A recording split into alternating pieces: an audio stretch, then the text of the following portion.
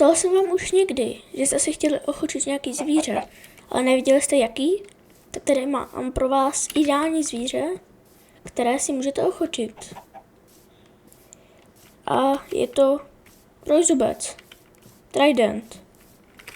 Teďka si možná říkáte, jak se mám ochotit trojzubec? No, je to jednoduchý. Potřebujete trojzubec, na kterém byl enchant loyalty.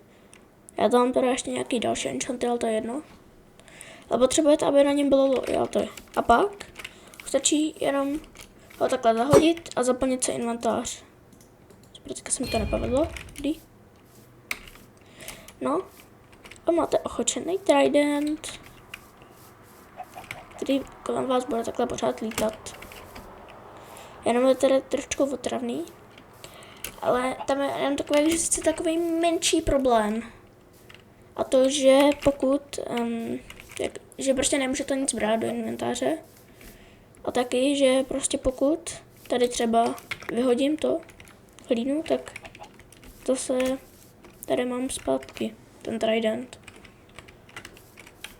Ale tak můžu se to zase znovu udělat, no.